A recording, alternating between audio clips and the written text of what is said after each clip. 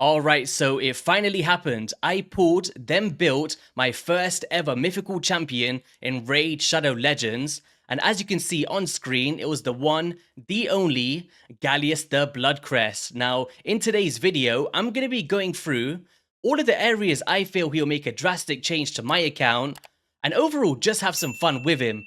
But let me know in the comment section below, has anyone actually managed to pick up a mythical yet? For me, it took me so damn long, and I still don't have Lady Mikage, so fingers crossed that can change. But as you can see, he's drastically changed my Iron Twins team, especially since the nerf, and it's just that combination between Newt and Galleus doing those enemy max HP hits, and doing it in 1 minute and 4 seconds now. Just actually got my best time. But Geomancer doesn't even really need to be there anymore, so I might change him out for another max HP champion, but maybe we'll test that out later in today's video. But first and foremost, how is everyone doing? I hope you've all been keeping well. I know it's been a long time since I've been here on the channel. And what's this? Some Hellbirth skin packs? No, we don't want to buy that. Do any of you guys still use Madame Ceres? Pretty cool champion, right? But I did want to show you something as well. So I didn't expect to get this, but we picked up a community award as a winner. And it's got like a sacred shard in there. You see that? And I don't tend to get a crazy amount of stuff from Raid, but I really appreciated this. Like, we got the Polymorph and the Hydra t-shirt I showed in another video. But yeah, can you guys see it properly? Maybe the green screen effects won't show it, but I was basically a part of the collaboration of the year with Deadwood Jedi and the rest for the Hydra Clash. So really cool to pick that up, and it will definitely have a place on my desk looking forward. But all right, let's head into the chicken, the rooster. Let's do it. So Galleus Bloodcrest, what does he do? So with this A1, he actually has a decreased speed, which I'm a big fan of, especially for the Iron Twins Fortress, or in the Hydra boss if you manage to get, I don't know, 3% resisted from your AoE option. It's the reason why I like to use Pharaoh the Bark one as well, very similar effects.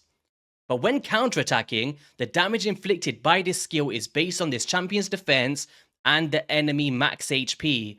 So it's a bit of a weird one. You can't just, go out and do enemy max HP everywhere with a default skill. You basically have to open up with a cutting jibe, place a provoke for 2 turns by the way, which I'll touch on in a second, but also places an unkillable on himself and then a counterattack for 2 turns, which is great for being a mischief target as well, right, with those extra buffs. So you basically open with this, you lead it with the max HPs, and those bosses will never stand a chance once he starts popping off. With the Bloodcrest Cool, he actually fully restores HP as well, similar to Grand Oak Pardrake, with a revive on death and an increased defense to amplify his damage, but also your ally's survivability, right? So overall, this is probably my favorite form out of the two. The other one's mainly around Arena, so I did book up this one over a CVC, because I've been stacking books for ages. I was like, I need to let loose on books somewhere. Also reflects damage from this champion receives back to the attacker, and also the attacker is a boss, will reflect 100% instead, and heals this champion by 50% of the damage received. So over the course of the runs, you can actually see this passive come to fruition. It really keeps him alive when he's getting hit a lot. Let's just switch him up now into the electronic rooster. He looks like something out of Digimon. Anyone watch that show back in the day? I used to love it.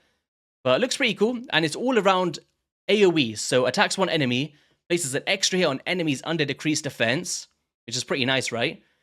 AoE again, and before attacking will place that decreased defense to enable that A1, and also increases by 10% for each enemy under decreased defense, as well as stealing 20% of the turn meter from each enemy. Attacks all enemies and damage increases by 15% for each buff on the target. So let's just say you've got crazy buffs on your enemy team. You're going to see some crazy numbers popping out from the Sonic Torture, as well as decreasing the duration of all enemy buffs by 2 turns to put the cherry on the cake. With the Unholy Experiment passive, enemies under decreased defense cannot place Stun, Sleep, Fear, True Fear, basically any crowd control effects on this champion to just keep him snowballing his effects. And we'll reset the cooldown of the Sundered Sky, which is the A2, if an enemy under decreased defense is killed by that skill, which is actually pretty nice as well. And then we'll reset the cooldown of the Sonic Torture as well if the debuff is killed. And I just want to bring up here is damage multipliers, because that's very important, especially being a mythical. I was like, I need to head there, see what we've got in store for this alternate form. So in the base form, of course, we're going to have some strong multipliers coming out from the A1, and that max HP is the true value. And it's all about, control with the provokes for Head of Decay. It's like constant lockout, right? Especially if you've got the right affinity and rotation. Revive and deaths are nice. I've actually had times where this has clutched me up completely, and it increased defense, which is nice as well. Let's just switch his form. So the A1 is a godlike multiplier, guys, sitting at 89 in the arena, and it's all around those extra hits if you can enable that decreased defense. We got an average here on the A2 that actually applies the debuff, but you get the damage increase, right, for each enemy under decreased defense. And then we got a strong grading here as well, plus the 0.15 for active target buffs. So the more buffs that they got on them, the more ruthless this rooster's gonna be. Pretty cool. So, alright, what we're going to do today, I guess we're going to go into some Hydra boss, we're going to go into the Iron Twins, break down the team I've been using, and just go into arena and try and demolish some enemies, and just going to have fun with him today. So, I've actually got him built in a Savage build, Savage / Retaliation actually, because let's just say the counterattack wears off, or you take a significant amount of damage, and he hasn't taken a turn yet. This would just be a great way to enable that A1 once again, so Savage / Retaliation, I'm a big fan of with Galleus. I've gone for crit damage around the board. We've gone defense percent on the chest plate, of course. I was trying to re-roll it, right? Like, if we have a look here, I have done it 3 attempts trying to get defense percent. Just never rolled. But we did first time some speed, which is cool. We got accuracy with some resistance, because he is playing the role as a mischief tank throughout my Hydra runs. Crit damage as well as some defense with some nice juicy substats in those builds. In terms of the Masteries, very subjective, I would say. There's an argument to go defensive tree, mitigate some of that incoming damage with the counterattacks as well. But we've gone the offense tree heading down to the Helm Smasher, of course, going down the enemy max HP route. And the support tree down to lasting gifts. Now, I see a lot of value in this, especially for the counterattack, to just keep that consistent. We want up as much as possible, and also that increased defense buff, right? In case he gets controlled or something. So, yeah, big fan of the support tree, especially he's got decreased speed and provokes. We just wanted to reach those stats as best as possible. We've got some decent defense at 4.5k. If I do go down to the Hydra boss, it goes up to 4.7. But once we get some blessings, I still don't have any ascensions on him. I can maybe sit around 5.5 is the goal here for me. We've got about 235 speed, 310% crit damage. But obviously without that, it's around 295. Still pretty good. Accuracy and resistance, once again, with that Hydra, it shoots up to 344 and 279, but I do have Pharaoh the Barkhorn to amplify his stats and also decrease the accuracy of those nasty Hydra heads.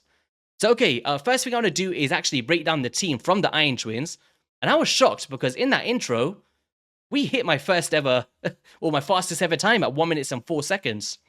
So the whole theme of it is, since the change to the Iron Twins and the Sand Devil and the Shogun, there's now different thresholds, right? So it's 80%, 60%, and 40% to enable his retaliation.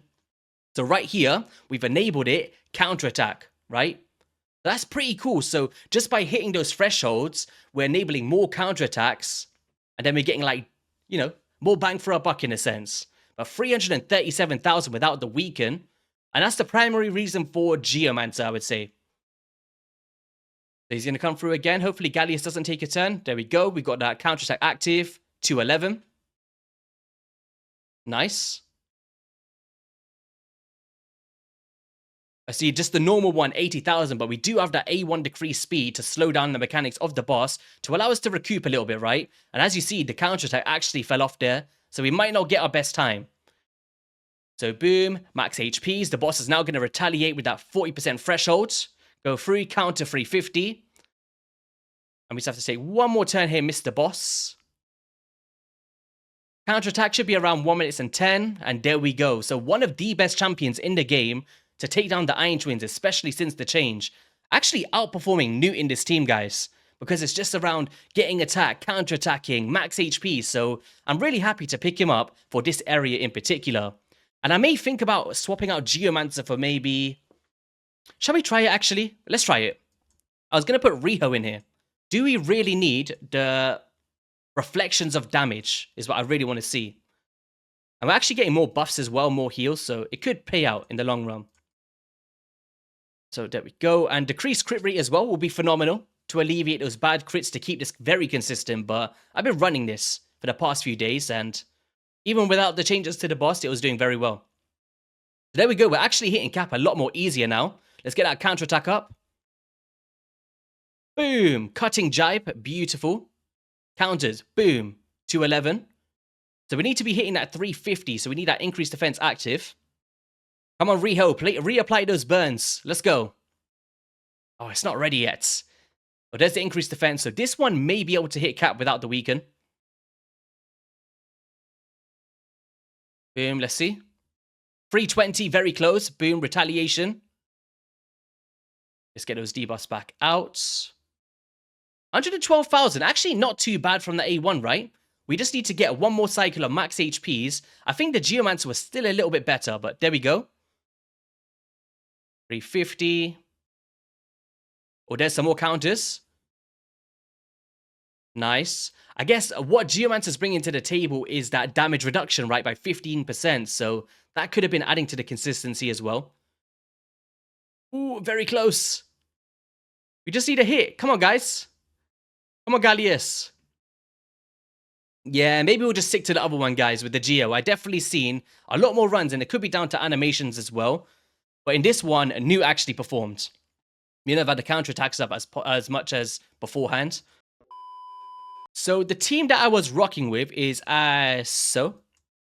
And it's my new Nightmare team. I actually got my personal record because I don't really want to build Trunder teams or the Yumiko teams. It's just not my style of gameplay. And I enjoy my Nightmare run every week and switching it up. But we've got Galleus in that lead position for that defensive aura, of course. And the increased defense, amplifying his damage, but also Mishinaki, who's a top tier damage dealer. We've also got Hydra Dreamsong for the weaken, to coincide with the decreased defense, right, from Mishinaki. And then Gala Longbraids has made it into my main team now, which is really exciting, looking for that +4, and that's one of the main reasons I want to summon my Void Shards today as well. We've got Firo de Barkhorn, of course, for block buffs, as well as the ally attacks from the Grand Oak Pardrake. So the team, if I just pull up here, works very, very well. Like, the problem with Galleus, and the reason why you're not going to see crazy numbers over the course of the run, look at that. That's the counterattack that I was talking about, guys. Every time that he's attacked under that counterattack buff, he's just going through counterattacking enemy max HP abilities, whilst also doing the 2-turn provoke for the Head of Decay. And that's a really cool synergy for me because I was always lacking a very good provoker. I've always used provoke sets and stuff like that, or coroners. But overall, decent damage coming out from that provoke kit as well.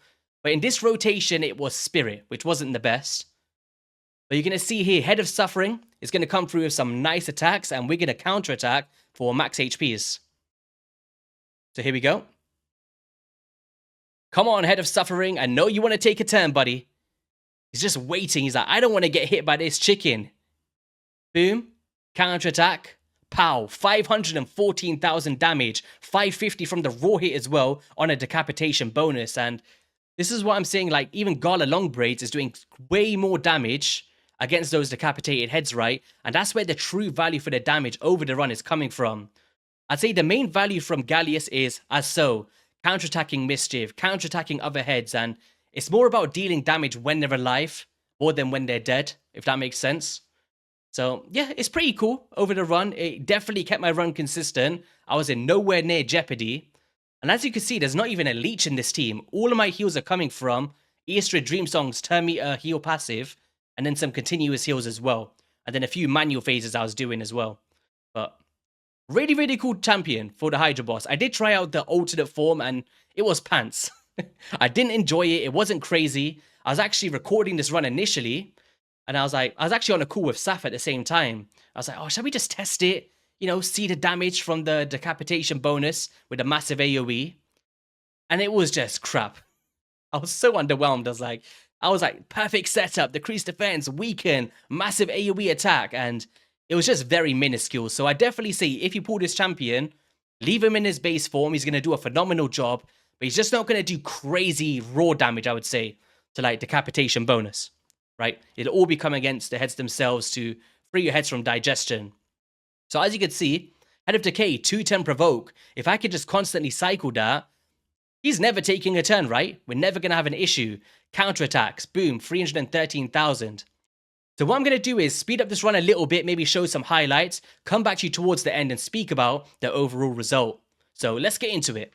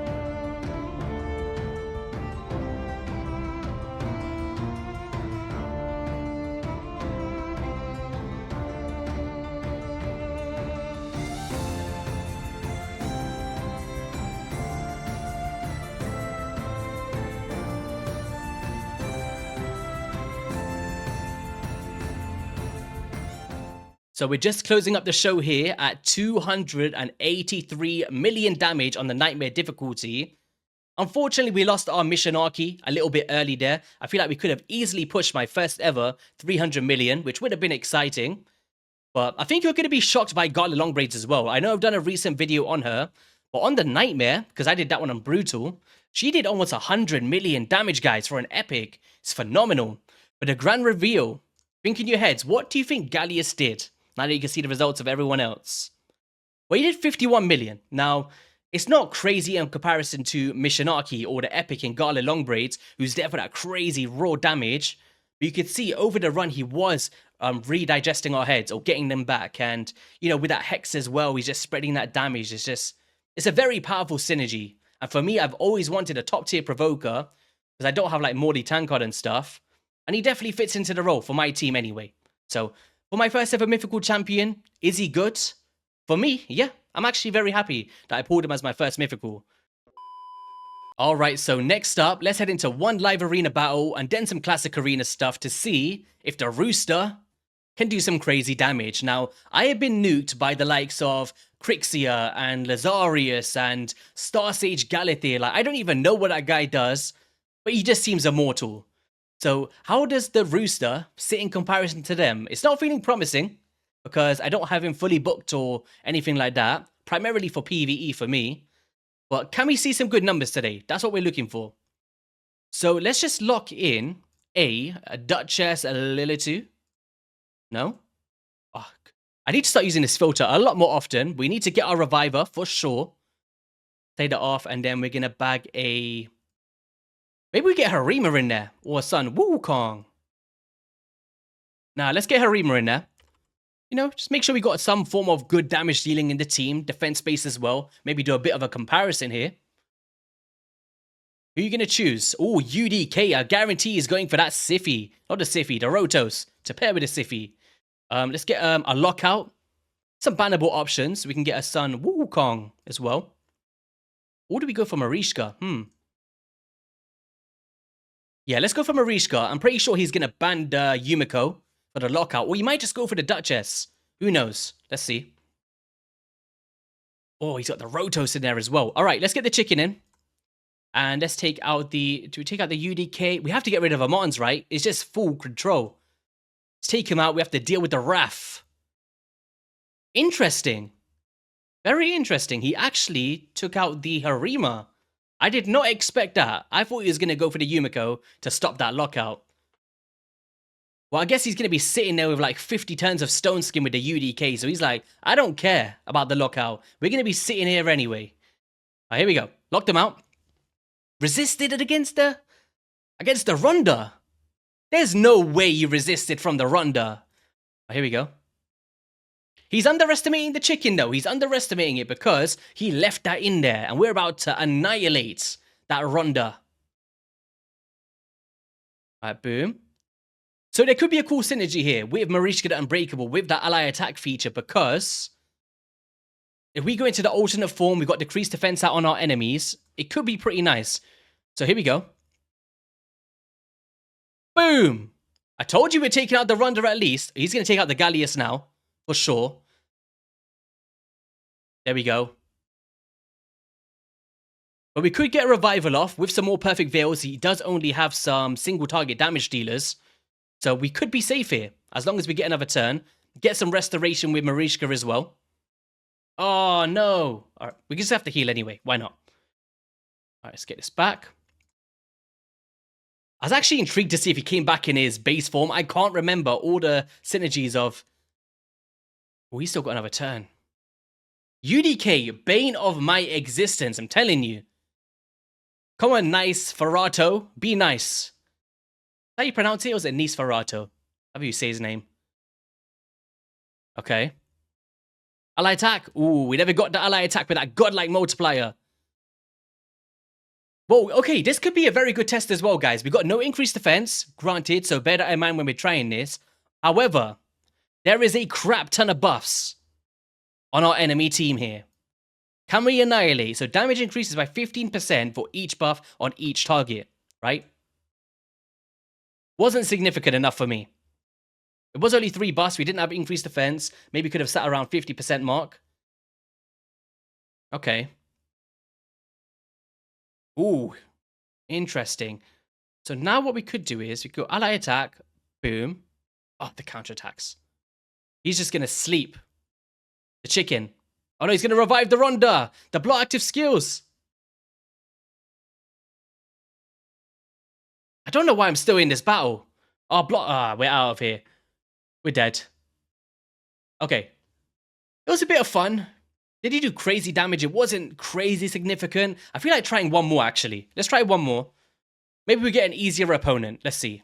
Duchess in there. Maybe get Sun Wukong 2? No, let's guarantee our lockout, and then we'll decide our final 2 damage dealers. Will he pick Harima? Who knows? But it would be nice to fit her into the team here. I don't know. I love Sun Wukong in Live Arena. He's just annoying to face, but amazing when he's on your side of the table. Well, he's got the Star Sage Galleus here, so mythical versus mythical. Do you know what? For the sake of it, I'm going to go with Sun Wukong over a Harima. I am. I'm going to do it. We're going to do it. And you know what? It's going to pay off. I'm feeling promising today. So do we get rid of Star Sage Galleus here, or do we get rid of the Rotos? What do we do here, guys? I'm asking you, and it's literally a recording. It's not a live stream. We could get rid of their damage condition with the increased attack. Could be pretty cool. Can't remember if Elva brings that to the table. Could be a cool play. Or we just get rid of the UDK and hope for a nuke. I'm going to get rid of the Arbiter. Could have been a bad option. But it could enable us to get our Yumiko out, reset their cooldowns, and put ourselves in a good situation here. I think with this guy... no, I said Star Sage Galleus here. No, it's Siegfried, right? Siegfried, I might have just clashed their names. Okay, there we go, nice. Get the block debuffs up. There could be a chance to actually annihilate them, but I think we have to take him out first, right? Let's go, boom. Okay. UDK. Let's go. Boom. Oh, I should have maybe saved in that form because I'm going to enable him, right? It's fine. Oh, we enabled it. Perfect. We got that out of the way, so now we can remove that with the Sun Wukong and then take them out. Oof. All right. Oh, no, I should have hit her. I should have hit the reviver. What am I doing? Take her out. So close. Boom. All right, nice. Let's go. Are we going to get a win with the rooster?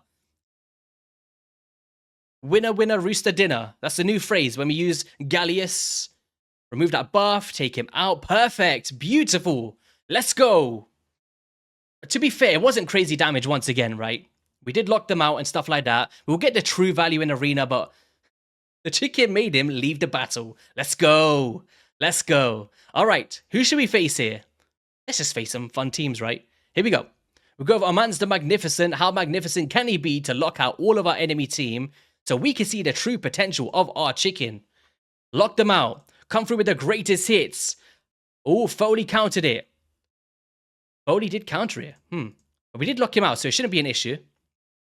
Let's get our weaken on from Miss Rian the Conjurer. We're now going to lead into that Metamorph. No increased defense to start off. We're going to come through that AoE and boom! Annihilation, take them out. Pretty decent damage there, right? Pretty cool. Let's try a team like... Oh, we got Duchess in there. Okay, got some bombs. Oh, this one could be a little bit tanky. We got a Siphi, we got some speed. So maybe we have to switch up this team here, guys. We'll bring up the Grand Oak Padre for some ally attacks. And I feel like there could be some cool synergies to be had with some ally attacks because... in the arena, let's just say you get that decreased defense out with that first ability. Pretty cool. We could then enable the A1 to do an extra hit on our enemies, which I think could be nice. Let's not wake them up yet. We're not in our alternate form yet. We could open up with the increased defense here, but we did get the Mastery proc with the lasting gifts for the increased defense, so we could be safe to Metamorph now. Remember, we don't have books on this champion. There is an extra 20% damage to be had to fully optimize him. There is no buffs against this team, so let's just go with the A2. Ooh, nice. Okay. All right, Galleus, you're doing pretty well for me so far. Maybe I will be using you in some arena battles looking forward. Nice. Primarily tag team arena, to be fair. Okay. Well, here's a Taras, Lady Mikage, Prince Kaimar. It's a scary one, but I'm pretty sure our chicken can bring us to victory here, guys. Oh, we got feared. We got feared. We might not be able to sleep. Ah, damn it. Let's just boost it. Let's just boost us. Here we go. We got the lasting gifts again. Let's go for our Metamorph. 3, 2, 1. Demolition. Boom. I didn't expect to kill the Taras, to be fair. However, we can now place a Hex on the Taras, which means that those sleeps can go straight back to Taras, guaranteeing us that we won't be in a bad situation. Let's go with an ally attack. This should be an extra hit from Mr. Galleus, because he does have a decreased defense. Boom. Boom. There we go. That is what I was talking about. So if you can bring in some ally attacks to make use of that A1, it could be pretty nice in some of these battles, right? We just have to hope that Siphi doesn't have a Rise My Love or whatever her skill's called. Is it Rise My Love or was that Ancora? They've all got such similar skills with their funky words. All right, here we go. Rhythm Boost. I can go with an AoE decreased defense. Take her out, no problems. Nice. Can we find a super tanky team? Let me just do a few resets before we can find one. To give him a real test, right? Tormin. Don't really want to be facing some freeze option, especially with Grand Oak Padre. That is a nightmare. Oh, what's this? Siegfried and our base? All right, Mythical versus Mythical. This could be cool. Might switch up the team a little bit, though. It's a bit... Don't always like to use the resets every time, especially if we haven't got that on the enemy team. So let's get some increased speed. Perfecto. We're going to go for our Metamorph, of course. The Arena Nuking form. Go with that decreased defense. Pow. Always going to revive him back, but we resetted his cooldowns, right? We did reset his cooldowns. Let's get some Hex on. Reset. All right, so there's not really a might as well just get the increased speed out, right? We got block damage. But you can decrease the duration with this one. It'll work. Oh no, you got resisted anyway. Let's reset them again. We don't want them to be doing their skills. Take that off. Ally attack. Oh, we didn't have the decreased defense active. Silly me. Oh, but just it only took one hit. It only took one hit. Nice. Now we just have to wait for Wither the Crown to stop being a nuisance, sitting here like a UDK, and we should be good to go for this battle, guys. Nice. Eternal Flame. All right, let's go for the AoE. Boom. Nice. Let's go. Come on, Galleus. All right, so here we go. We got a Kyoku, a Mighty Uko, and a Pythion. And also the passive of Kandrafon, right? Where he gets less damage when he's under Veil. So could be a pretty nice test for him. Could be a really nice test. Let's just do this. Then we just put him away. We don't want to be dealing with that Pythion stuff, right? Increased defense. Okay. We are going to potentially weak it. Potentially weak it, for sure. Against this Kyoku. And then she's got that passive as well, right? Where she does that block damage stuff. Okay. Pow. Okay. Okay. Pretty nice. We don't have any reset. Ooh, we need to get a revival. We need to get a revival. Let's bring him back. No, no, no, no. Oh, no. He took him down. I can't believe we're ending this on a loss. I can't believe it. Oh, no. The Kandrafon. Don't underestimate the Kandrafon. He's one of my favorite nukers in the game.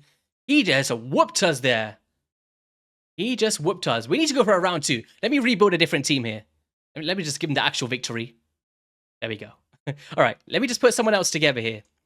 So it was this one here. Charlie. I liked having the Riyadh in there.